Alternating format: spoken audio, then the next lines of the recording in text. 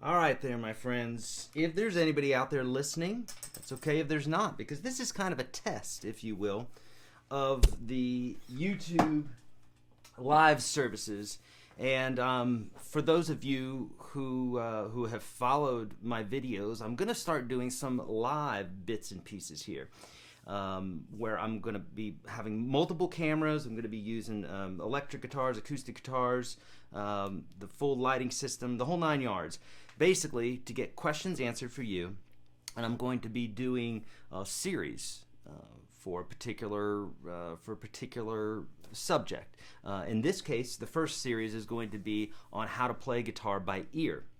So, for those of you that are just tuning in, you're welcome to, hopefully you followed the YouTube chat. So I purposefully did not make this public. I purposely wanted this to be just my YouTube or my Facebook and my Twitter folks. I see Dorothy just joined. Yay, hooray.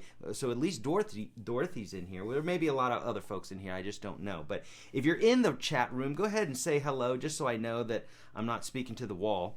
But bottom line, this, again, is more of a test. But I will be answering any questions that you have for me. So if Dorothy's the only person in here, then Dorothy has a one-on-one lesson with me for an hour. Okay? And if there's other people in here and you've got questions that you want answered, then please let me know, and I will get those questions answered for you to the best of my ability. So I have multiple cameras set up here, and we're going to have a lot of fun. You're receiving everything about 35 seconds later than I'm doing them. So with that being said,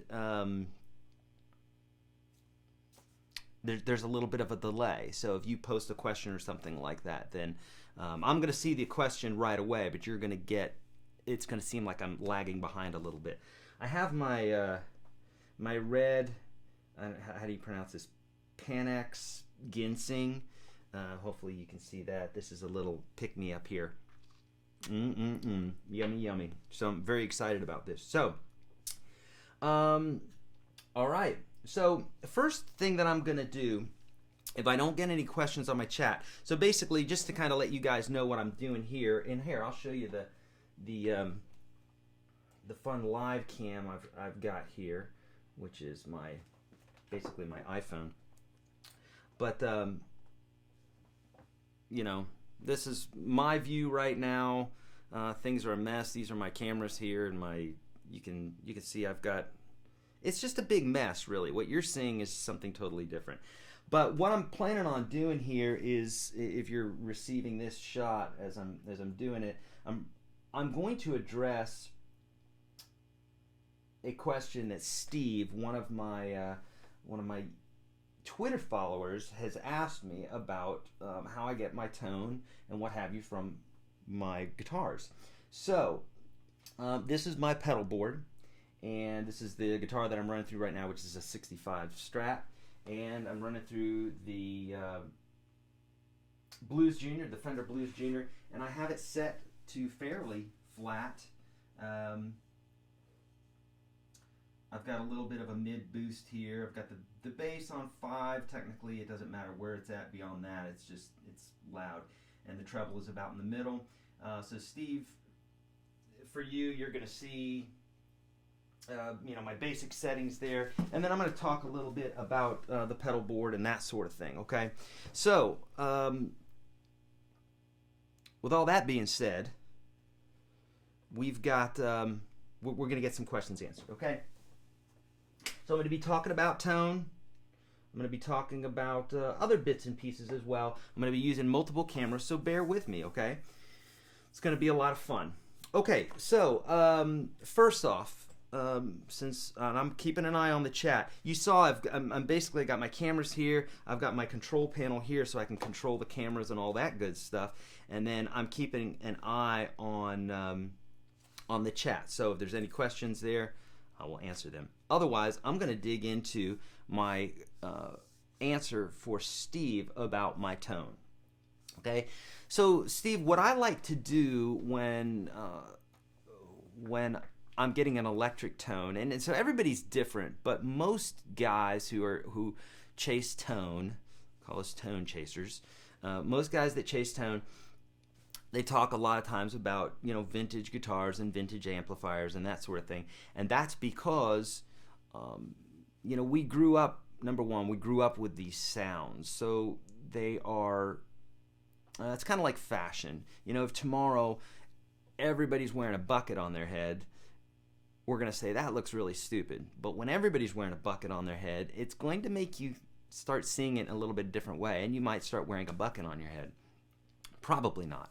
But the idea is that, what we hear is what we get used to, and it's the sounds we desire, just like same with fashion, what we're viewing and what have you, is it becomes part of us and becomes, we get comfortable with it. Same thing with things that we eat. So this idea of classic tones comes from, these classic guitars and these classic amps.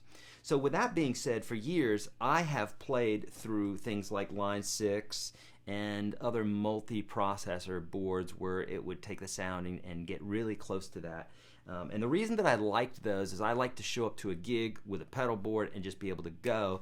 And if I had a song that had 4 effects and one that had 1 effect and another one that had 10 effects or whatever, not that I use that many effects, but I could just hit one switch and go, and I didn't have to worry about it.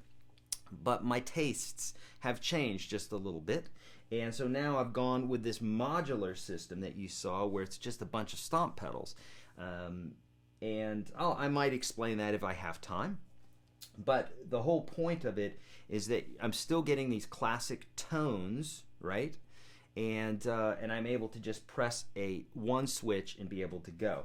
What's not good about it, I suppose, is that if you wanted 5 things on at once, you don't really get that.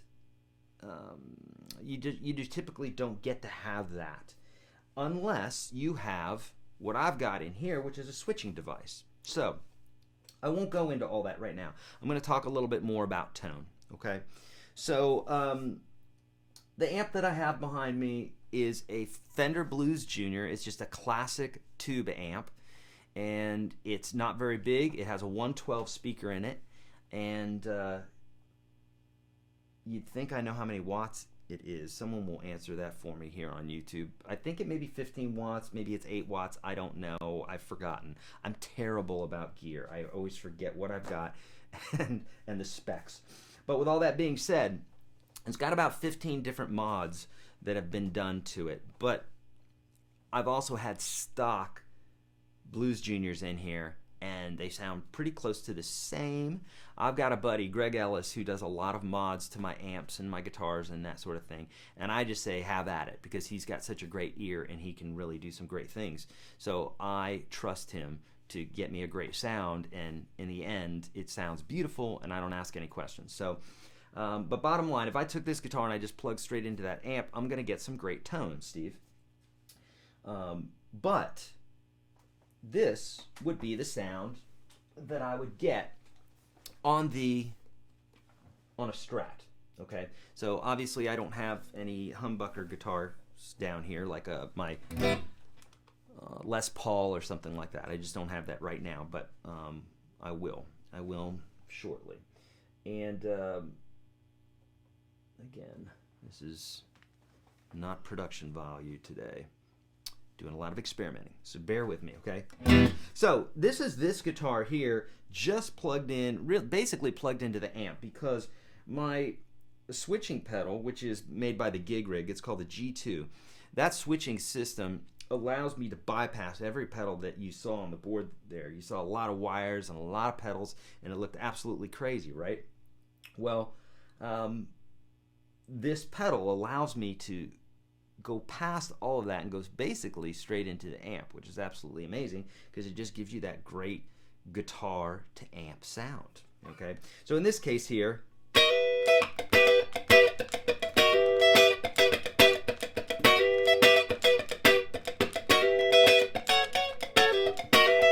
so I've got that nice, great kind of funky tone, you know, or bluesy.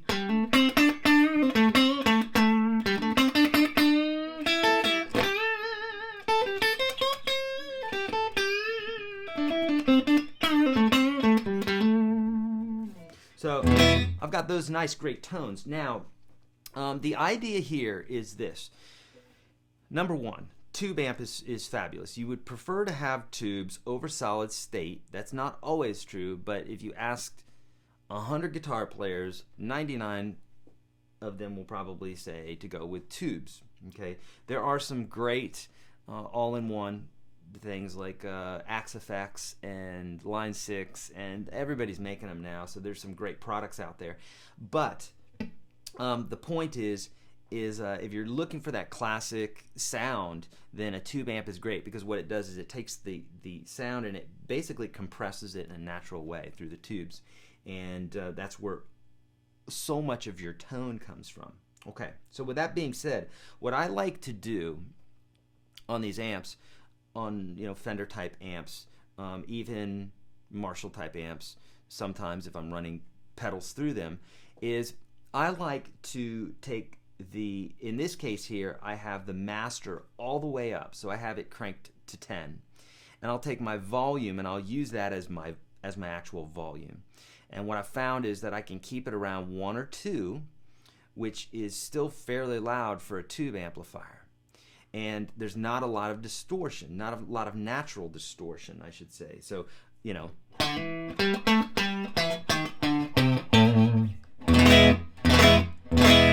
so if you're hearing any distortion there at all, it would be just because of my microphones, but so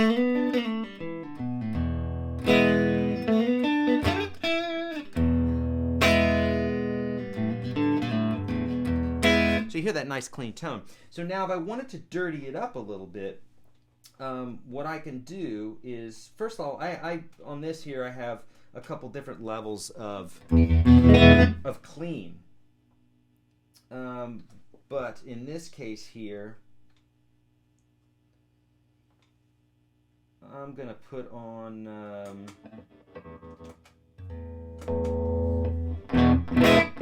so what you're hearing right there is a tube screamer, and that's a classic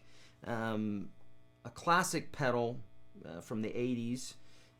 Here, I'm gonna go ahead and get this, get a shot here for you on this. So that's this green pedal that you're seeing right now. Okay, that green pedal is a classic tube screamer. I'm gonna be running through that one. You see the pedal to the right there is an OCD, and let's see if I can get this other camera on me here. So the pedal to the right there is an OCD pedal, and that is made by Full Tone. That's what I use typically for my harder rock type stuff. And then you see that gray pedal to the left of the green pedal, and that's a Wampler Sovereign pedal. And that thing is great for like a 80s type sound, heavy metal, hard rock, that sort of thing. I've got my tuner.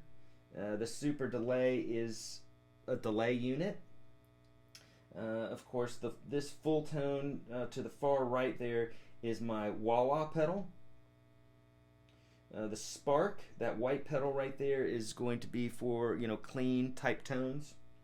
The fat boost is there for boosting volume, so for a guitar solo typically. The Hall of Fame is going to be for reverb.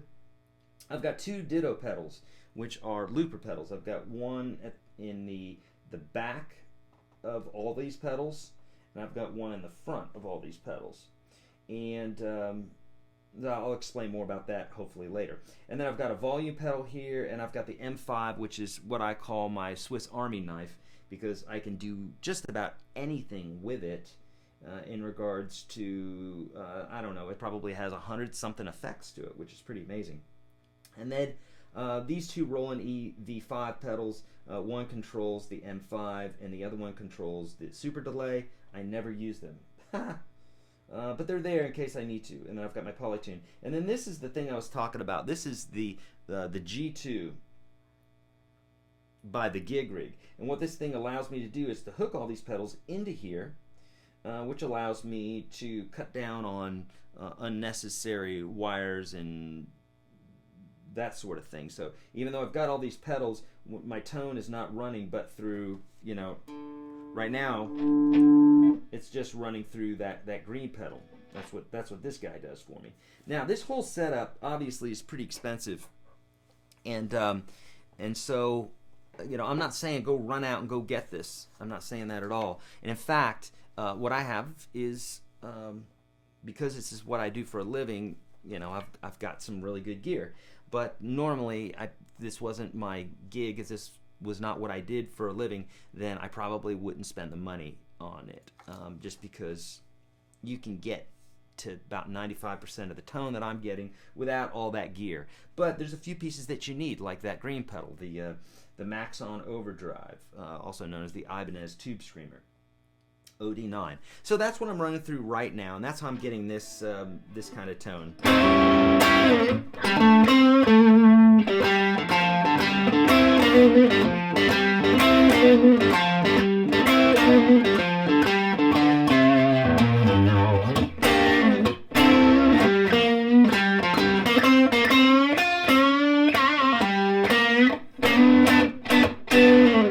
So that has that nice tone to it. Now, if I wanted to have some delay or something like that, more on a clean type sound, I'm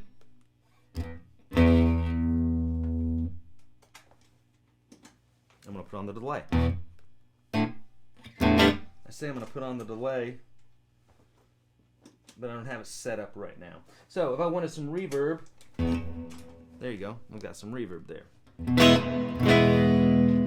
But in regards to tone, so Steve, you were saying that you had a Vox, and I think you said you had an Epiphone Les Paul, and I'm not sure what the foot pedal was. But bottom line, if you wanted to get a similar tone to what I'm doing, I would say get some sort of a tube screamer, or specifically the video that you mentioned, I was using the OCD. Now, the OCD, in my opinion, doesn't sound as nice on the Strat.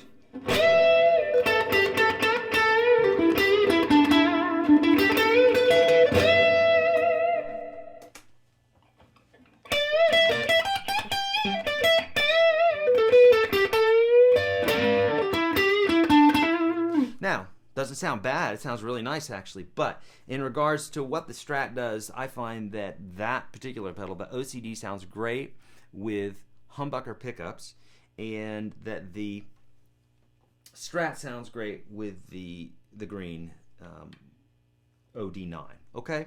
So, with all that being said, get yourself an OCD pedal, run it through, use a humbucker type pickup. If you really want to nail down, what I'm using like burst bucker pickups or Holy Grail, like those type of pickups, which are basically Les Paul, PAF, patent applied for type pickups. If all that sounds Greek to you, you can always Google search some of this stuff, And so what you want to do is you want to not use a ton of overdrive. Just use a bit to dirty up the sound a little, and you'll be good. Okay, so without further ado, I'm going to keep talking about that since this is just a kind of an experiment here. And Dorothy, if you're still here, let me know if you have any questions, because even though this is just a test, and we're going to look back at this and see what we can tweak on it, make sure that the video is coming across nicely and that the audio is coming across nicely and all that good stuff. I'm here for you. So if you have any questions, please take advantage of the moment. God, believe if you've never had these are beautiful. Some people don't like the taste of those, but they are fantastic. They give you lots of energy. Okay? Okay, so I'm going to keep talking here about tone. And Dorothy, again, you got any questions, you let me know that, okay?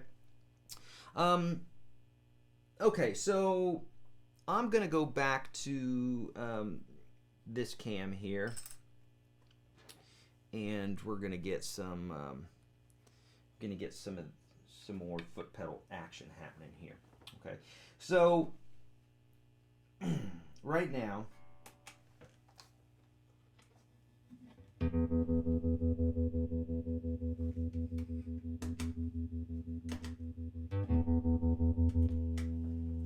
okay, so right now, what you're hearing is absolutely nothing. That's just the guitar through the amp, okay? And if I want to have a little bit of reverb, I can bring that in. That's what this gig rig does for me. There's my reverb.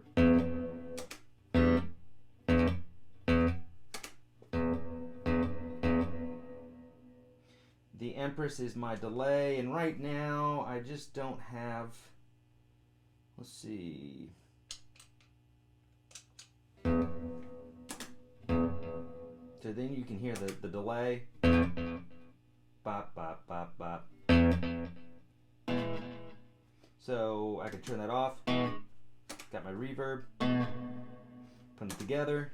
Get a nice big thick sound here.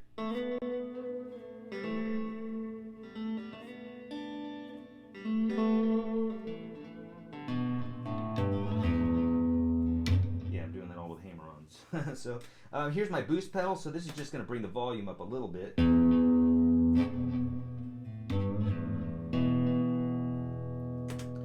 then I've got this O here is for my OCD. Which right now it's just going to, since I'm not strumming the chords, it's just going to give a little bit of extra punch to it.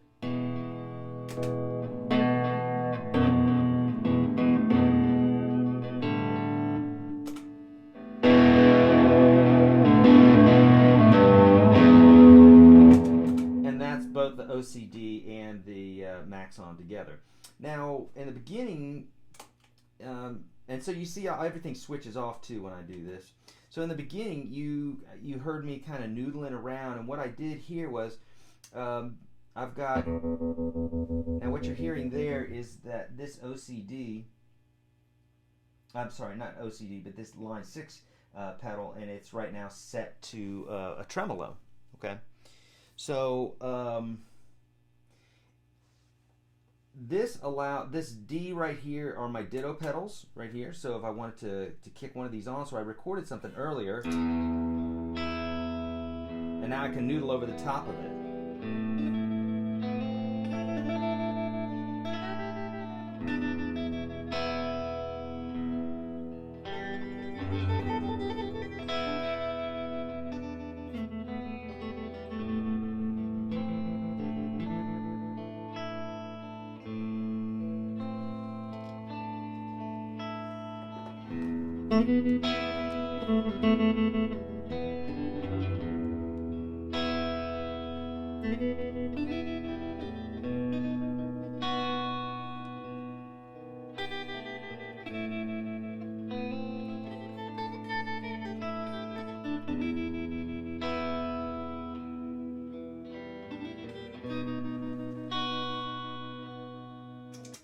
All right, so you get the idea there. Okay, so Daniel Q is asking, who's my favorite guitar player, why, and who also inspires you to play guitar. So great question. Thank you, Daniel, for joining me. And two, by the way, Daniel and Dorothy, if you can let me know where it is that you found out that I was doing this. So I'm guessing that it was on Twitter or Facebook, but the other day by mistake, my when I was messing with the live services, what happened was I hit the live button and I didn't know it was that easy to go live, and I was live, and my daughter texted me from Michigan and she said, "Dad, you're live right now." And apparently it sent a message out to 203,000 people or something, and so all these people were logged in, and I don't know, I probably had like a little piece of tape over my webcam or whatever for such an occasion, and it turned out that I was live and wasn't prepared for that. So anyhow, okay, Dorothy, thank you so much for letting me know. Facebook. And Daniel, if you can let me know too, that'd be great, if you're still here. So Daniel's asking who is my favorite guitarist and why. And that is a great question. Also, who inspired you to play guitar? That'll be an easier one to answer. So who is my favorite guitar player? Man, it changes. So I know that's kind of not cool, but it really does. It changes. I would have to say, for many years, it was Randy Rhoads. Come from a rock background, rock and blues and that sort of thing, but especially like rock and heavy metal. And Randy Rhoads was one of my favorite. So I just loved his style. He just played with such passion and such energy, and so I loved that playing. I'm really into Jimmy Page right now and Led Zeppelin. I love Radiohead. I love Muse. So really, I'm kind of getting into who inspired me to play guitar. The first band that inspired me to play guitar was Def Leppard, and specifically the album Pyromania.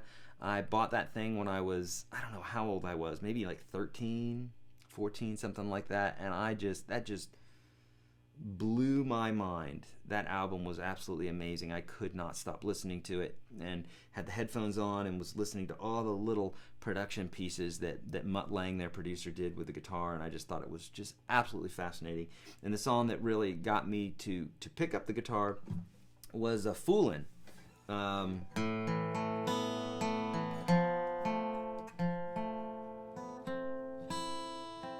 Something like that.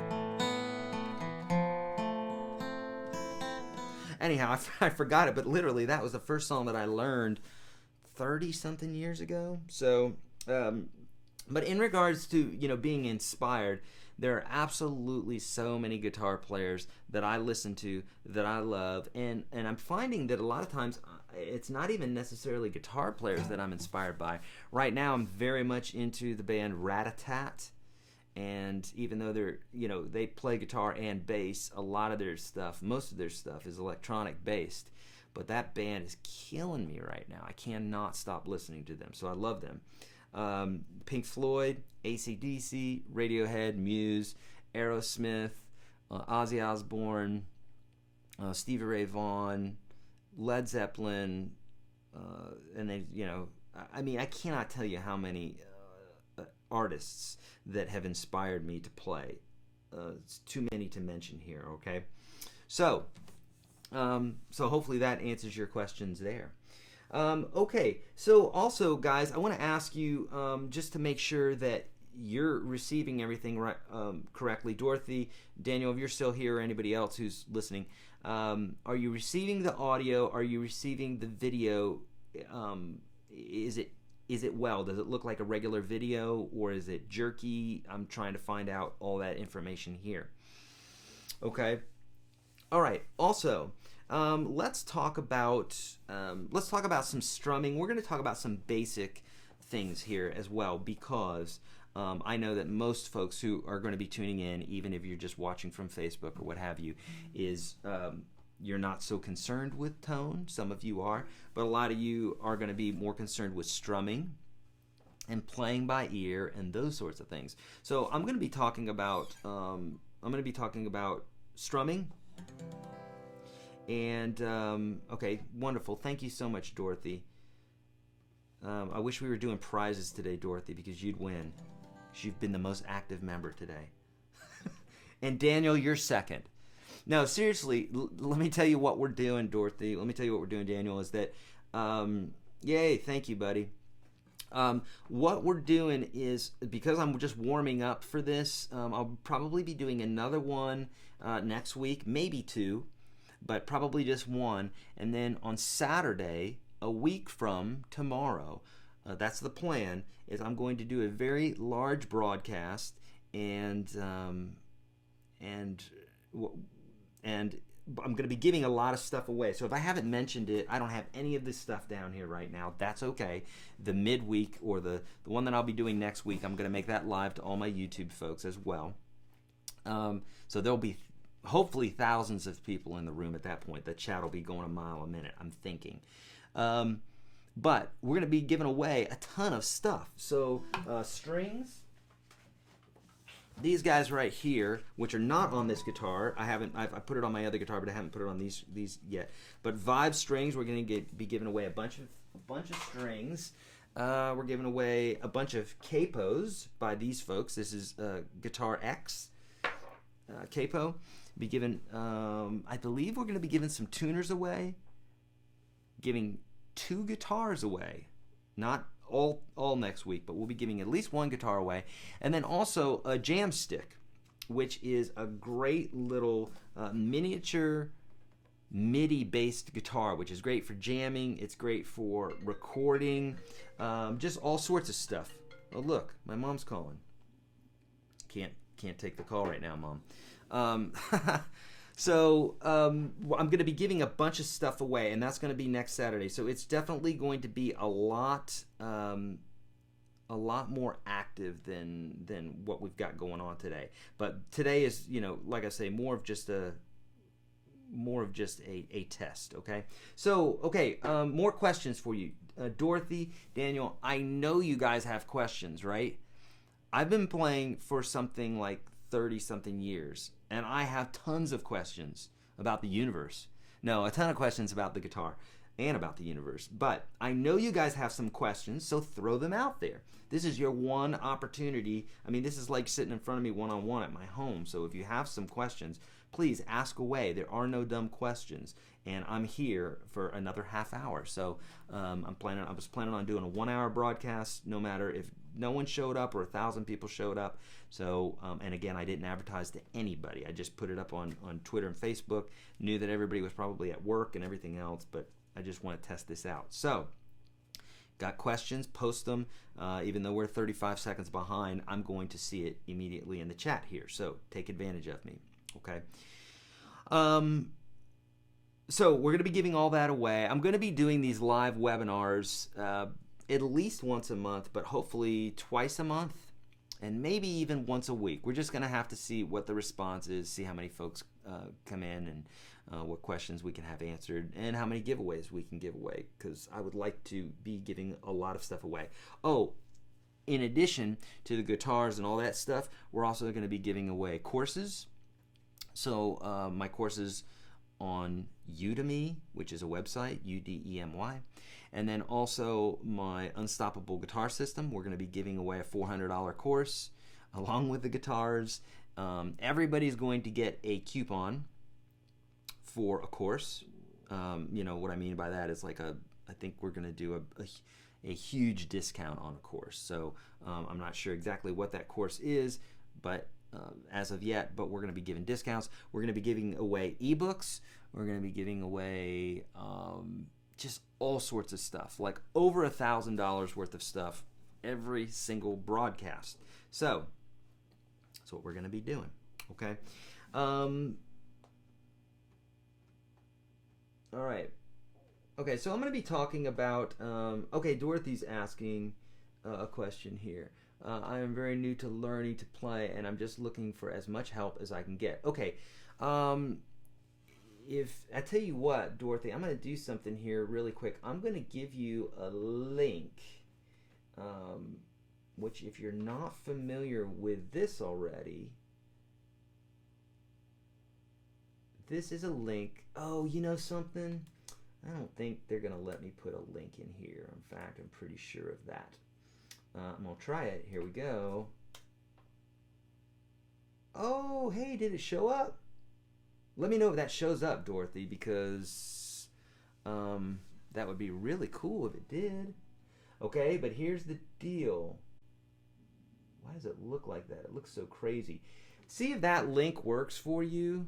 On my side, I can hit it. It's not really going anywhere, but so this is part of the experimentation, right? We're seeing if this works. So you tell me if that link works or not, but if it does, then that's my 30. That's the first 30 lessons that I teach all students. Okay? If you are sitting across from me here in Nashville, one-on-one, paying for these lessons, 30 lessons times, it's like I charge, 30-something a half hour. So, I mean, you're talking 30 times 30, what's that? Like at least $900. It's literally like $900 worth of lessons for free. So take advantage of that. That's the place I would start. And also, I would go to YourGuitarSage and I would get the ebook. So if that link shows up, Dorothy, Daniel, would you let me know? Just say, yep, it shows up on my side. Let me know if you can click on it. And if it opens up a new window and all that stuff, this is the kind of stuff we want to test. And this is why we're doing this test run, okay? But that's the place I would start. If you were living here in Nashville, I'd say come see me and we'll sit down and we'll learn this stuff. But obviously, that's why we have YouTube, and that's why we've got, that's why I provide all these free resources. So I'm so glad that yay, it works. Okay, and does it, so you can click on that link and it brings you to a new window then? Let me know that. That'd be great. So, yes, follow those lessons. If you're a beginner, follow those lessons in order. Don't deviate from them. Follow it in order. And I promise you, it will be impossible for you not to get better, because I specifically have done this over and over and over. I've taught so many people that I've found that this method works. It just works. It works every single time. Unless you just quit the guitar, then it won't work, okay? Oh, look, okay, so we got some more people in here. Mark, my good buddy Mark, who you see there, Mark K, produces, he creates. I don't have one in fact, I need to send that back to you, Mark. I've got, Mark created a great pedal for me. I had an idea for a pedal that would be basically like a wah-wah pedal, but it would just be stuck in one position, and he created such a thing, and he also has created, he's creating other pedals as well. So check him out, like him on his, or subscribe to him on his YouTube page there. Okay. Okay. My left ear loves it. So hey, everybody, let me know if you're only hearing this through the left ear. It shouldn't be like that.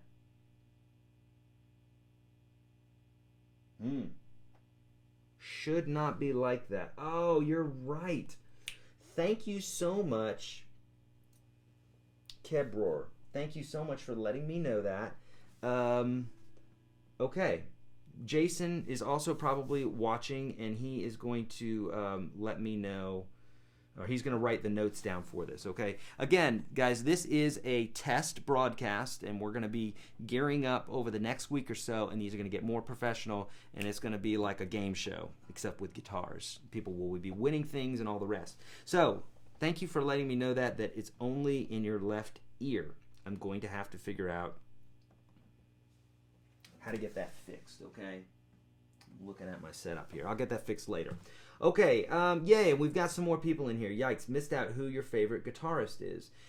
So that's all right. You can rewind this and watch it again, but I said I didn't really have a favorite guitarist. I have so many favorite guitarists that the list goes on and on and on, okay? So, for everybody who can hear my voice right now, if you have any questions, we're going to be doing this another 20 minutes. So, any questions that you have at all, Mark, I have my trusty, whoops, this is all backwards right now. Ah, jeez. Well, I'm going to have to get that fixed, but we'll get it working. I've got my iOS cam here, and I've got my foot pedal here. You'll see, Mark, at the beginning of the broadcast, I actually go into talking about all my gear and my amp and stuff like that because I had a question from Steve. Okay. So any questions that you guys have, go ahead and let me know. I'm going to be answering them here for the next 20 minutes or so. Okay, is there a certain so Scott is asking, is there a certain practice routine that you can suggest for me being an intermediate player? Yes, and I will get to that. So, Sharif, your right ear doesn't work anymore. It does work, I bet. It's me. I'm only broadcasting in the left channel. That's why we're testing right now. So we're going to get that fixed. My producer is writing that down so we do not forget, and we make sure that that is done. Okay? So, Scott is asking, any practice routines? Okay, yes. I'm glad that you asked me this.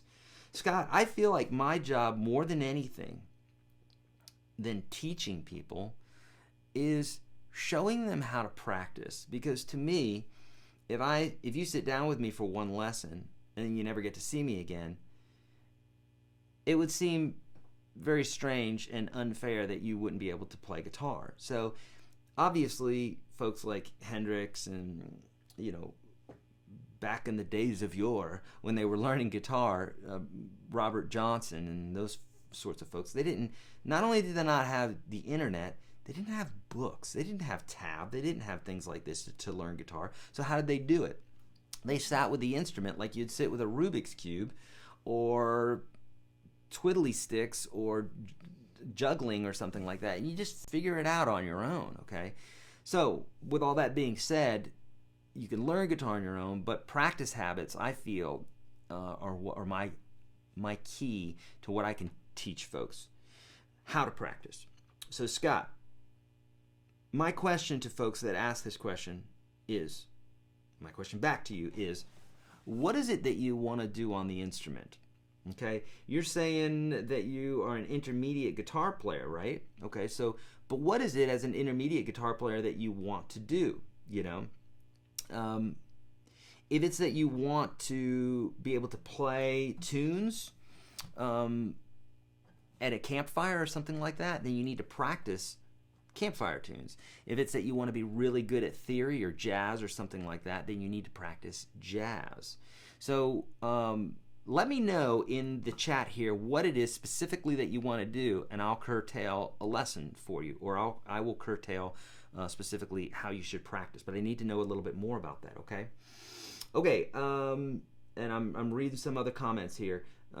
Jai is a beginning guitar player. Has been playing for 2 months now. One of the problems I have is that I have a sweating issue on my fretboard, on my fretting hand. Is that good or bad? It's no problem at all if you're sweating. I would just turn the air down a little bit. No, seriously, if you're sweating, it's probably, you're probably exerting some pressure in the beginning. What happens a lot of times is we exert a lot of pressure because we're trying to make up for a lack of dexterity, which comes in time with practice. So you're bearing down on the strings. It's hard, And as you get to playing more, your technique will get better, and you'll be able to not sweat as much. Okay, but seriously, it's probably that your house is a little warm. Okay. Okay. Somebody saw Dylan last night. That's absolutely amazing. I love it. So no problem about sweating. Okay. Again, for folks that are just joining us, this is just a test broadcast. We're going to be doing a much more polished one next week, and it will be to all of YouTube. Right now, there's only a handful of you in the room because I only put this on Twitter and Facebook for those folks that want to get their questions answered and to test the chat and to test the cameras and all that stuff. We saw that this guy was not working correctly. It's upside down, or I don't know what's going on with it. And then when I turn the camera around, it goes the wrong way again. So all that to say, oh, look, it's right. Okay, so I was going to show you the old setup here. Is it working? Sure it is. Okay, so there's my setup. I was telling Mark that I was going to show you guys my pedal board, and I talk about it a lot in the beginning of this broadcast, so make sure that you watch that, okay? Okay, so any questions, let me know. Okay, so what else? Jai is saying, because I feel like my palms sweat and I lose the grip on the fretboard. Yeah, I mean, definitely that's going to happen, but I mean, you'll see guys, you know, especially like at punk and rock shows, they're sweating all over their guitars, and you're going to get better at this in time, and variables like that are going to bother you a bunch at first, but later on they're not going to bother you so much because you're just going to be able to work through these issues, but at first it is going to bother you. What I always tell folks is, if you're having an issue on the guitar, there's nothing that practice will not remedy. If you suck, practice. If you can't play when you're sweating as much, practice while you're sweating. You know, if you don't know how to, if you have to look at the fretboard, turn the lights off and practice. Okay, it's all practice. It's all practice. Okay, so I don't know if you can hear that, but my newborn is up there crying. Psh, newborns. I'm down here trying to teach guitar, you know. I'm joking. My wife is with him right now. All right, so John is saying, have you set up the roadie tuning? Have you set up the roadie for tuning your baritone guitar? Easy or hard to do? I don't know what that means, John, but I'm intrigued. What does that mean?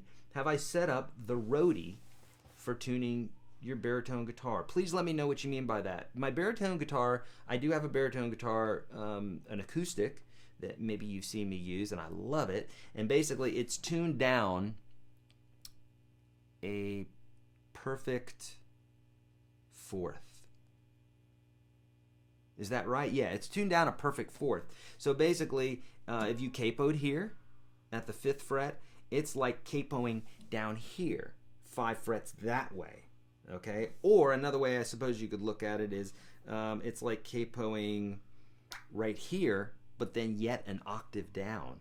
All right, so super cool. I love the baritone guitar. It's absolutely amazing, and I do.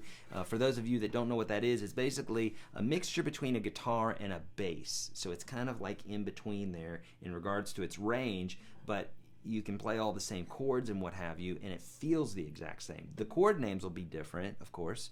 So if you hit a C chord, it's going to be much lower, so it won't be a C anymore. It'll be a G, I believe. But super cool, so check that out, okay? Okay, Daniel's saying, why do people put their pinky on the sound hole when they play fingerstyle? Is there a difference? Great question. And guys, thank you so much for asking questions here, because even though I don't mind just sitting here and telling you about stuff and working the cameras, I want to get your questions answered. That's why God sent me here. It's my mission, okay? Is to help you with the guitar. So Daniel's saying, why do people put their finger on the sound hole? So what he's saying is, you know, you'll see a lot of people, some people finger pick like this. And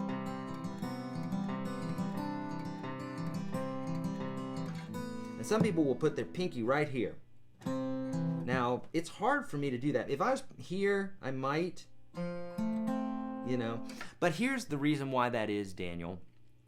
And I'll give a little bit of theory regarding that. In classical school, it's a big no-no to plant your pinky, okay? And I kind of get what they're saying. You know, classical school is very strict. Classical voice, classical guitar, those sorts of things, they're very strict in what they teach because they're specifically trying to teach you a very traditional method. With that being said, banjo players are extremely the opposite about it. They say if you're not planting your pinky, you're not going to get volume out of the instrument. In fact, most pros will say to plant your pinky and your ring finger. Well, as guitar players, we kind of want that finger free, you know. Most banjos you can get away with just using 3 fingers, you know, with the rolls and what have you. That's all they're doing. But with guitar, we want to keep that ring finger open. So, is there a difference? Not really. Do what's comfortable for you. You know, technically, you might be able to get some more volume out of the guitar. I personally have never experienced that, and I like to have it where my hands are free. Okay, so great question. Okay, so are they the same time? I'm not sure what that means, Dorothy. Sorry. Let me rephrase that if you can. I'm not sure what that means. Okay, so Scott is saying, learn more theory, learn more about the fretboard and how it can work for me so I can be a better player. Okay, great question. I have a video that I put up recently, and I think it was called here, you can search for it on YouTube, but it's basically something like the top 5 things that every intermediate guitar player should know. And a couple things that I mentioned there is some basic theory, and then also playing by ear. So here's the number one thing that I believe that you should learn, Scott. And if you want, take advantage of my Unstoppable Guitar System. If you're not in there already, you can get in there for $1 and try it out for 14 days. I don't mind if you just get in there and try it out for 14 days and then get the heck out and spend $1. I really don't mind if you do that. But check it out. Go in there, and there is a series called the Nashville Number System. If you learn that, I'm telling you, it's the number one thing. It will absolutely revolutionize the way that you think about guitar. That's not just something I'm saying. Look, I'm going to make $1 on it, okay? I'm not going to waste my time on $1. Go in there, learn this. It will absolutely revolutionize the way that you play guitar. Everybody listening should be learning the Nashville Number System in some way. I didn't learn it until maybe 6 years into my playing, and it absolutely changed the way that I listen to stuff, the way that I can hear chords, the way I know where they're going to go. All these songs that I teach on YouTube, I just do it by ear. Every now and then I might look at a tab if there's a specific something. I'll look for someone's interpretation. But 9 times out of 10, I'm doing it by ear because I can do it a lot quicker doing that. So learn the Nashville Number System. That alone is going to take you some time. Get familiar with the pentatonic scale and be able to play it in all keys.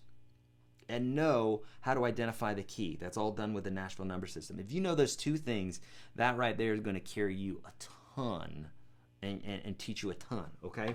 So, great question. All right, so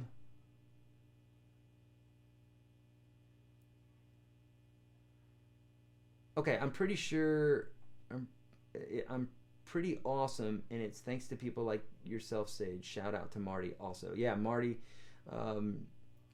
Schwartz, Justin Sanderco, some of my favorite guys, Nail Guitar, some great guys out there teaching. A ton of great guys out there teaching. There's a bunch of hacks out there teaching too, but there's some great people out there. Okay, the Roadie is the auto guitar tuner handheld device. The Roadie is the auto guitar tuner handheld device. No, I don't know anything about that. I'll have to check that out. If they send me one, I'll do a review on it. But man, I really... You know, there's some things that I think are helpful, and then there's some things I think that just kind of get in the way. For me, when I'm tuning my guitar, I've got to stretch the strings. I have to tune up to the note every single time. I know I've got that Les Paul with the robotic tuners, and that thing will tune down. It'll tune up to a note. It'll tune down to a note. I always like to tune up to a note as I prescribe in all my videos, tuning videos, because it keeps you in tune, okay? Tuning, if you tune down to a note, what happens is there's a little bit of slack in the string, and if you go to hit the string hard or bend it, it pulls the slack out, and now you've got a string that is flat. So I'll have to check that out, but typically I like to tune by ear. Okay. Mark is saying, any tips for playing A-shaped bar chords? Is it okay if the first string doesn't ring out? Mark, yes, indeed. In fact, I do that all the time. And so what Mark's saying is, he's saying, you know, A-shaped bar chords. So this is A, and if you guys need to know about bar chords on YouTube, type in YourGuitarSage bar chords, and I've got a whole series that'll teach you nearly 300 bar chords in like 20 minutes. Okay, so so what he's saying is taking this chord and then moving it up the neck. So there's a little trick that I will do, Mark, where basically I do this thing. Notice this finger here. I can bend it way back like this, and what it does is it allows me to get these last 4 strings. In this case here, if I'm holding that first finger there, I want you to be able to see what I'm doing, but so I'm hitting all 4 strings there. So what I do is I hyperextend that finger. You can see how I'm doing that. I'm hyperextending that finger, and that allows me to play the chord fully and then to move up the neck. However, there's a lot of times if I'm just playing rock and I'm not thinking too much about it, no, I don't play that high E string. There's no need to worry about it, you know, just really not. So that's great. Okay, so Dorothy is saying, are they the same time, the classes? I think, Dorothy, if you're speaking about the live classes that I'm going to be doing like this, just be looking out on my Facebook and Twitter page. In fact, we're probably going to be posting the announcement for that soon. Everybody, what Dorothy's talking about is that we're going to I'm going to start doing these live series. If this works out and you guys are hearing me fine and everything's working out with the different angles and stuff, I'm going to be doing more of these live lessons. Typically, I'm going to be teaching on a particular subject, and it won't be as question and answer as this, because we're a nice intimate little setting, maybe 20 of us or so in here. This is nice because I can read the chat and I can get your questions answered. I will be doing that, and I'll also be providing a kind of a package where folks want to do that, they can do it for a fee. But I'm going to be doing some live webinars coming up, starting next Saturday, not tomorrow, but next Saturday. And it's going to be broadcast to all of YouTube, so we're probably going to have thousands of people in there, and you're going to see the chat just going a mile a minute. So won't be too easy for me to be able to answer too many questions there, but just be looking out for that. We're going to be doing it at different times because I want folks all over the world to be able to see it, and whereas this time might be convenient for us, in Belgium it may not be so convenient. So I'd like to get everybody in on the fun. So I'm going to be doing different times, okay? Okay. Great question, Dorothy. Okay, so hi, Eric. I'm just joining. Thanks for all the lessons. You're welcome so much. I think it's Marcy 90R. You're so welcome. You guys, I love my job, and I really do love doing this, and it so makes me so happy that I'm able to help folks and play guitar for a living. It's like my dream, so it's so cool. Thank you so much for allowing me to be able to do this, okay? And for believing me. Because half the stuff I say is a lie. I'm joking. It's not. All right. So Tyke's Place is saying, are you saying national number or Nashville number? I'm saying Nashville, as in the show, as in the city. Nashville number system. It's based off of the traditional classical number system where each chord or each note, 1, 2, 3, 4, 5, 6, 7, 1, has a number. But then you can also name the chords 1, 2, 3, 4, 5, 6, 7, 1. And if you know that the chords are major, minor, minor, major, major, minor, diminished, major, if you know that and you know the key of a tune, you know immediately what the subset of chords are. If that went over your head, that's okay. But basically what it's saying is that how I'm learning these songs is using this method. You know, I kind of learned it the back door. I kind of learned it the back door method where I'm just like, I think this is the key and these are what the chords should be. And then I learned the Nashville number system when I moved to Nashville. God, I'm talking fast. It's this ginseng. It's making me crazy. God, that's so good. So, yeah, let me slow it down. So, knowing the Nashville number system is amazing. And like I said, you can get in my course. I also just did a course for TrueFire that they're probably going to release any day now. So make sure you check that out, okay? Nashville number system. Oh, here. You guys can always go into the Unstoppable Guitar System. I've mentioned this a bunch, so you guys know the link, right? I'm not even going to put it up here. UnstoppableGuitarSystem.com. You are for 2 weeks. If you want to test drive it and never pay me anything again, totally fine. Go take advantage of me. I'd love to be taken advantage of. Okay, $1, get in there. There's a whole series on the Nashville number system. Anybody that is listening to my voice right now, it will change the way that you hear, view, play music forever in such a positive way. So make sure you do that. I don't mind if you go there and take advantage of me, okay? Billy B, I think Tux rocks. Dude, that cat is so flippin' cool. He sleeps on me. He'll walk up at night, literally walk up on my chest and plant it right here on my face in his or on my chest, and his face will be right here, and he'll be just staring at me. He's a hilarious mess of a cat.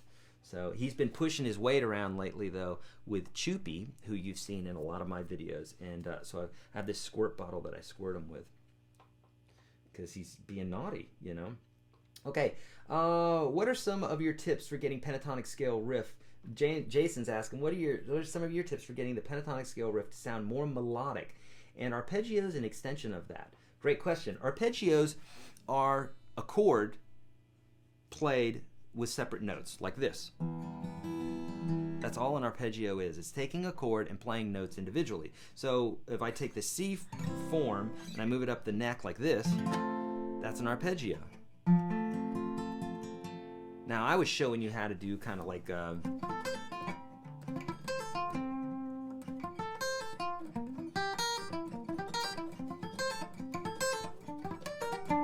was showing you how to do those sorts of things because that can be fun, but no, they're two separate issues. The pentatonic scale is the 5-note scale. It's kind of like the 5 choice notes, some of the strongest notes of the scale, and it's its own scale. So you're saying, how can you make it sound more melodic?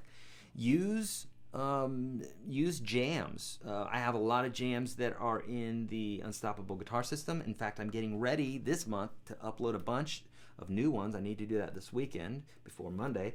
I'm uploading a bunch of jams, and so what you do is you get used to using those jams, playing the pentatonic scale over it, and then you'll start knowing which notes are sweet, what we call sweet notes. And you'll go, oh man, that sounds great, okay, and that's how you get used to it. There's no real me telling you that. It's just you practicing it, okay. But that's a great question. Scott's asking, can you talk a little bit about meditation if you have the time? I know it's not guitar oriented, but I'm interested in starting. Any suggestions? I'm gonna do that, guys, just because I'm so into this meditation lately, last year or two. It's absolutely changed my life. So yeah, I'll talk about it really quickly, Scott, just because I don't want to piss anybody off just because they're here for guitar. But since this is a little experiment, I'm gonna go ahead and do it. There's a lot of videos, there's a lot of books, there's a ton of information out there about meditation. But bottom line, it's way simple. And in fact, sorry to cuss because this is the only way I can say it, but there's a great video out on YouTube by this guy. He's bald, and it's something like, you could type in meditation bullshit, and that will give you his video, and it's basically like a no bullshit way to meditation. So sorry I had to cuss there, but it's the only way to say it, right? I don't know any other way to say that word. And it's basically, here's what you do in a nutshell. If you're in the middle of Times Square and people are shouting at you, that's one level of life, right? If all of a sudden you put earplugs in and you see all these people shouting at you, you have a little bit more peace because you can't hear the people shouting at you. If you go and you walk away and you go into a room, or I should say, let's say you walk out of Times Square, you go into a room where people aren't shouting at you. You can still hear the outside world, but it's much more quiet. Now what you do is you put in earplugs. Now you can't hear anything but your heartbeat or your breath. Now what you do is you close your eyes. And each time what's happening is you're becoming more and more centered, okay? This doesn't make sense until you do it. Trust me, I thought it was crazy. And I started doing it. And dude, I just can't even tell you, man. You go into a place where you start learning about yourself. You start learning about, I can't describe it. You have to do it yourself. You start shutting off your senses, and now all of a sudden what happens is, just like a blind person, they can hear things typically better, or the deaf can typically see things better because there are certain things that are turning off that aren't distracting them. So when you turn off all these distractions, something magical happens. And the idea is that you stop thinking about all the worries. You stop thinking about, well, I got to do this and I got to do that, and you just start quieting your mind. Every time a little idea like that comes in your mind, you say, I observe you, I see it, you got a problem, I'm going to let it go for this moment, for this 10 minutes, 20 minutes. And the idea is, if you can do this 20 minutes a day, after you meditate, it's not like you're going into some trance or something. I mean, definitely you could do that if you wanted to, but the idea is you're just quieting your mind. When you're done, stresses are not nearly as stressful. You can concentrate more, and as you do it more and more, it's life-changing. Anybody who's listening to my voice right now, if you're not meditating, do it, okay? No one's good at it at first. It's like the freaking guitar. It's like juggling. It's like everything in life. When you were a baby, you couldn't eat very good. Couldn't eat at all. You sucked on a boobie. That's all you could do, okay? So everything is learned in life. If you want to be a great singer, it's learned. If you want to play guitar, it's learned. If you want to meditate, it's learned. And everything is hard at first. You sucked riding a bike the first time you rode it, right? Don't tell me you didn't. I know you did. You fell off. And then you got good at it. So riding a bike now, you don't think about it as being bad. Learn this about everything. Everything is learned, okay? So that's my little bit on meditation. I might do a video for that at some time, you know? Okay, Mark is saying, thanks, Eric. That's what I was curious about since I can't hyperextend that finger. Yep. I think it's tougher to play a C bar chord. Any tips that you can give me? I think it's tougher to play a C bar chord. You're probably talking like this guy. Yeah, it is. And here's what you want to do with playing that bar chord is, again, baby steps. So try just doing this. Try just, got this C chord. If you play it with fingers 2, 3, and 4 instead of 1, 2, and 3, like this, we got, normally 1, 2, and 3, right? We'll play it with fingers 2, 3, and 4 like this. And then allow this first finger to bump in behind it, scooch it up a half a step or one fret, and then put your first finger there and play a 4-note chord like that. And then work that up the neck. Get used to doing that. Okay? Then once that feels good, take that bar here and press down that first string. And move that up the neck and just get used to it. It's all about baby steps, Okay, great question. How do you play a C in the 9th position but retain harmony with the F? Okay, so how do you play a C in the 9th position but retain harmony with F? I'm not sure what you mean by that with retaining a harmony in F. But if someone asked me to play a C chord in the 9th position, I mean, this is the 9th position, so technically, if you're playing a C chord, you're in the 8th position, okay? So what we mean by 8th position is the 8th fret. So here's the 5th fret. We got 5, 6, 7, 8. So I would play a C chord like that, okay? So if you wanted to play it in the 9th position, technically the 9th position means your first finger's behind the 9th fret. So in that case here, we could play it something like this. But we wouldn't be able to play anything over here in the 8th position because that's technically the 9th position. That's the 9th fret right here, and my first finger's behind it, okay? So otherwise, if you want to play a full, that's strings 5, 4, 3, then technically that is the 9th position and that's a C chord. Otherwise, I'd say play it in the 8th position and play it like that. I don't know what you mean by retain the harmony of an F, because that's an F right there, and really that's an E is what you have in there. A C chord is a C, E, G. It doesn't have an F in there, so I'm not sure what you mean by retain the harmony. Let me know what you mean, and maybe I can get that answered. Okay, my guitar goal is making my own music, recording my whole album. I was a singer earlier in my ex-punk rock band, but with a little guitar knowledge, now I am a little lost with all guitar lessons. I'm going to read that again. My guitar goal is making my own music, recording my whole album. I was a singer earlier in my ex-punk rock band, but with little guitar knowledge. Now I am a little lost with all guitar lessons. Okay, this is what I want you to do, Beard King, which, by the way, I love that name. Okay? Sludge, doom, stoner, rock, etc. What to learn for. Okay, so here's the deal. All guitar is the same. You got to know the basics. And if you look at the very top of the chat, go to the very top of the chat, and maybe about 6 or 7 down, you're going to see a link that I've posted. This is for everybody, by the way. This is a free, the first 30 lessons that I teach all students is that link. So click on it. You don't have to pay anything. Click on it, go to it, take advantage of it. That's what you want to learn. That's for stoner rock, that's for jazz, for heavy metal. It doesn't matter. There are some basics that every guitar player needs to know. Otherwise, I would say if you're into that sort of music, which I love all that stuff. But with little guitar knowledge, then what you want to do is you want to learn the basics. Watch those 30 first lessons, and then learn the songs that you want to learn. If you want to go down more of the theory path, I have the medicine for what ails you with the Unstoppable Guitar System and these live lessons and everything else. The free ebook that you can find at YourGuitarSage.com, a ton of free stuff. But if you want to learn, and there's like 700 lessons that I have for you on YouTube. They're not all songs. A lot of them are theory lessons. And YGS Guitar Lessons, which is another channel that I have. Make sure you check that out.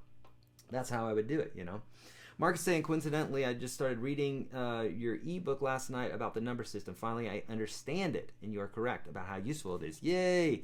That makes me so happy when folks see the light about the national number system. I just love that, that really makes me happy. What brand of strings do you use? Ashley's asking. Great question, Ashley. Up until recently here, I've used D'Addario, and I've used Mangan, something like that, Kurt Mangan. And now recently, I've just started using Vibe strings. These folks have sponsored me, and I'm going to be giving a lot of their products away, a lot of these strings. In fact, a week from this Saturday, I'm going to be giving a ton of strings away. If you guys don't know about this, I mentioned that this is just kind of a one-off test of YouTube's live platform, and but to gear up for next Saturday, a week from this Saturday, I'm going to be doing a live webinar where I'm giving away strings, I'm giving away capos, I'm giving away tuners, guitars, courses, over $1,000 worth of stuff. So I'm going to be doing that soon. But Vibe strings, they're on. I just did a review for it. It may be going up today or the next day. Really soon here, it's going up. Listen for it. These are great strings. Love them so far. I'm going to put them on all my acoustics. Okay, they don't have an electric brand yet. If you want electric, I'd say go D'Addario or GHS boomers. Those are my favorite. But for acoustic, these guys are awesome. I love them, and I'm going to put them on all my guitars. So check it out, and I'll be giving some away. Okay.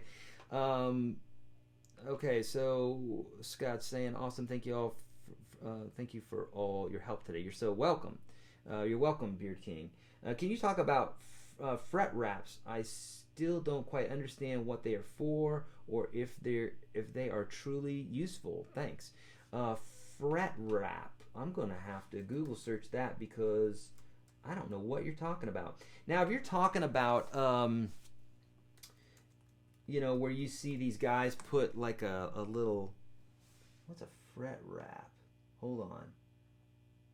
String muters. Okay, yeah, this is what I was thinking. So you'll see guys take like a headband, or in this case a fret wrap. What they do is they put it over the strings so that they're muted. And this is specifically for a certain kind of playing. Okay,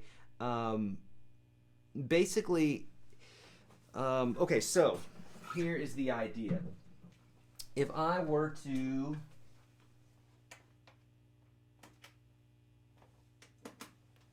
play like this,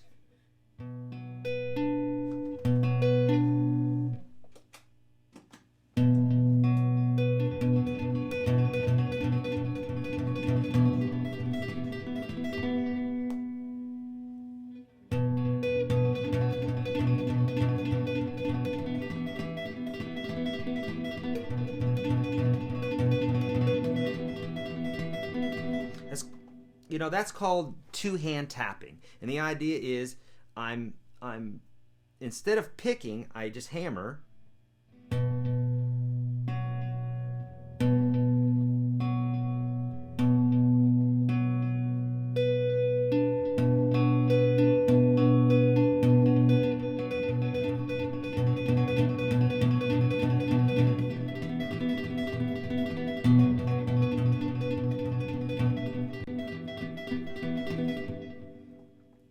the idea is that you're just doing hammer-ons only. So the idea is when you hammer something, you hear a note. There's no picking involved. Now, there's certain settings that one might use on their amp to get that sound to sound more in your face, like a compressor or something like that. And so the idea of a fret wrap is it's going to mute this, whoops, like that, so that when if you touch a string by mistake or something like that, it doesn't make a noise. So really, unless you're doing this sort of thing, you don't need them. And in fact, I haven't had a use for one, but I could see if someone's really, that's all they do, then I could see where that might come in handy. I don't know. Maybe if your frets are cold, maybe you might get them, in the winter. I'm joking. Ashley's saying I'm stuck using the same 10 chords in each of my original songs. How can I get out of this without getting overwhelmed with all the chords there are to use? Ashley. Okay, great question. Ashley, I have a lesson that's called the 9 essential chords. So you have it beat by one, okay? No, really, the idea is in this 9 essential chords lesson is that really, the truth be told, if you were to take a million songs and break all those songs down, I'm talking like pop and rock and country and that sort of thing, you're going to find that 99% of the time those chords are major or minor. And every now and then you're going to come across maybe a 7th chord, maybe a diminished chord. But really, you're talking major and minor chords the bulk of the time. There's people out there that would argue with me, but they're not going to have any validity. Okay, now we're talking, if you go to a jazz, if you're playing jazz, then yes, you're going to have 9ths and 7ths and 13s and that sort of thing. But the idea is they're still all based off of major and minor triads. This ginseng's getting to me. Okay, they're all major and minor triads. So with that being said, those are all just extensions. Okay, so don't feel bad. 10 chords, I mean, that's great. I mean, there's a ton of country music that only uses 2 and 3 chords. If you want to get out of the rut, use a capo and move it up the neck, so that you can play in some different keys. But if you're just playing in the key of C and G, which I always say are great keys to play in, because it just makes everything convenient. You don't have a lot of bar chords and that sort of thing. Then that's great. But you may be getting to the point where you're like, well, I grab all the same chords all the time. Okay, so let's change it up. So then play in some different keys. So there is, I believe it's in the free ebook at YourGuitarSage.com. If not, it's definitely in Unstoppable, which you can get into it for $1. On Saturday, a week from this Saturday, I'm going to be talking about how to play by ear, and there is a chord matrix that I'm going to make available to folks ahead of time. And if you download that has a lot of information in there, because basically it'll say if you're in the key of G, these are the chords. If you're in the key of D, these are the chords. If you're in the key of A, these are the chords. So my guess would be that you're feeling like you're getting a lot of the same sound. So if you were to just change the key, that's going to help a lot. So for instance, instead of playing G, play in the key of A. So now you have a D and an E and a F sharp minor and those sorts of things, okay? That'll help out a ton, okay? And also, here's another thing, Ashley, is watch my video on how to make your chords a 7th chord. And so what I do is I teach you, and I believe it's on YouTube. I believe this is one of my free ones. If not, it's in the Unstoppable system. But basically, it teaches you how to manipulate one note to basically triple your chord vocabulary. Because basically what I teach you how to do is how to create 7th, minor 7th, and major 7th chords from your typical major and minor chords. Super helpful, and it immediately doubles or triples your chord vocabulary. Okay, so that's something you could do that's very helpful. Another thing to do is don't think about the names of the chords. You don't have to know a name of a chord or how it's constructed to play it. Just play it, you know. I remember one of the first tunes I ever wrote went something like this.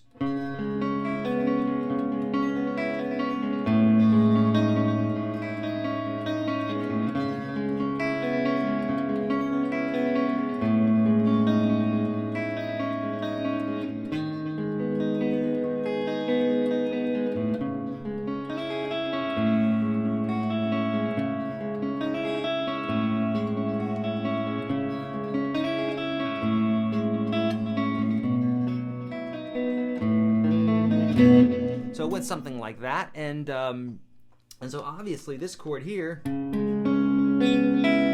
last two notes are open, you know.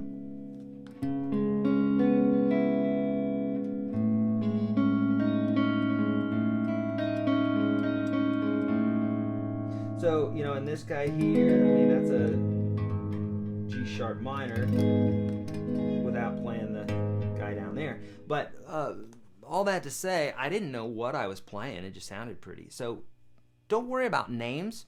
Take chords that you know already. And I always like to alter their tone just a little bit to come up with something. So like, for instance, if I'm, you know, if I take an A minor chord, I might play it, I might just remove a note. That's an A, add 9. So I might use that instead of an A minor chord. So I might be like a...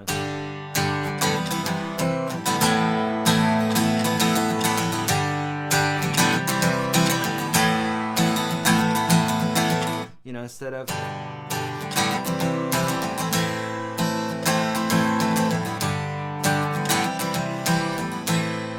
You know, so don't worry about the names of the chords. Tweak it. If something sounds good, do it. You know what I mean? Don't get too overwhelmed by knowing the names, okay? That's a great question, Ashley. Yeah, I get it. You don't want all your songs to sound the same. I did the same thing in college. I found out that I would strum, and I was using the same strumming every single time.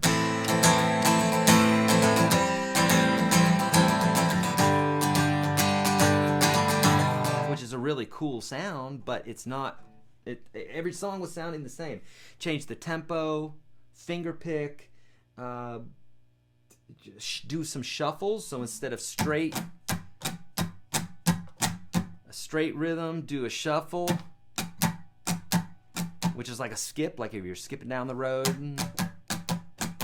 So change it up, all that stuff, okay? Okay, vegan questions, bro. I'm a vegan for 3 years, but considering eating wife's placenta. It's not meat, but it's flesh-ish, bro. Thoughts? Well, eating her placenta. You're eating her placenta? I understand that she's supposed to eat the placenta. We just went through this, by the way. I know for some folks, they're like, that's disgusting. But it's what animals do, and we're animals. The cat will have the baby, and it will eat the placenta. I can't believe we're talking about this in a guitar lesson. But nonetheless... I don't know if I would eat it, because I don't know. But the mom is supposed to, because it makes the milk for the baby better. I love that you just asked that question. That's hilarious. So, all that to say, I personally wouldn't eat it just because I don't know. It just doesn't sound super palatable, but that's me. So, it's hilarious, dude. Okay, so Ashley's asking, is all that chord info you talked about in your Udemy class?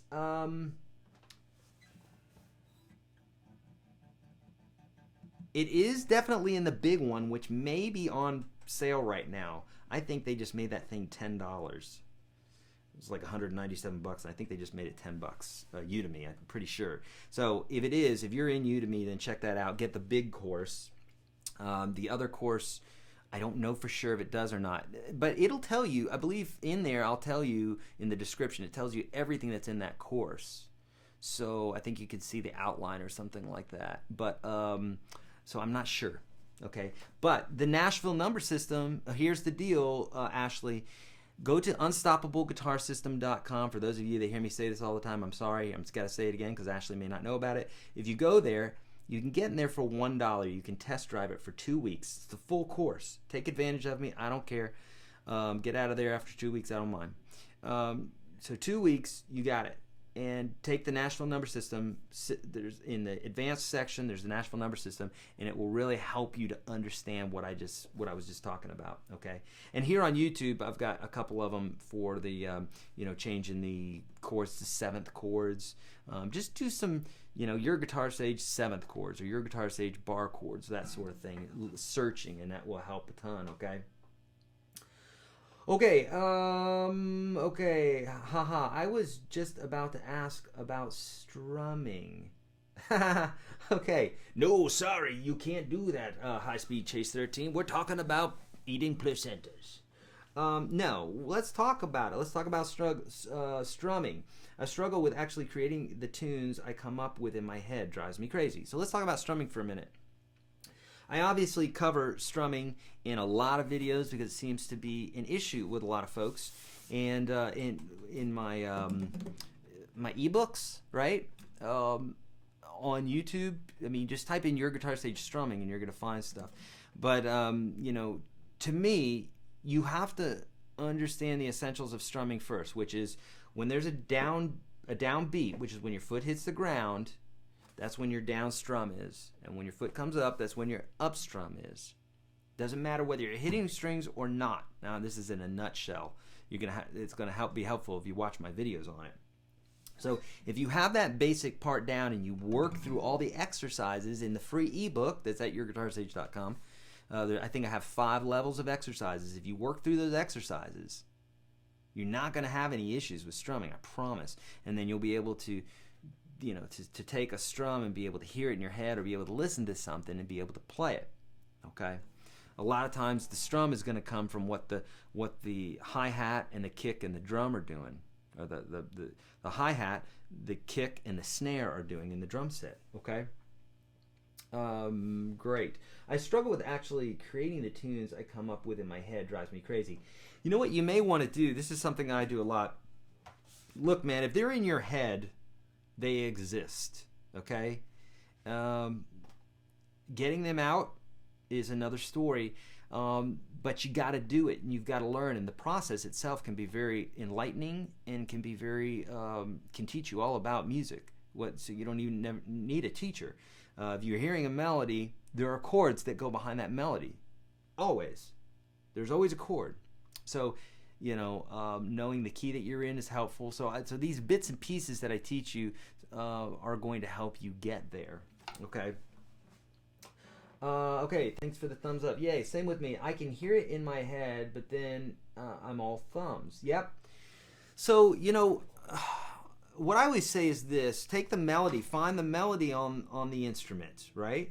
And then figure out what key it's in.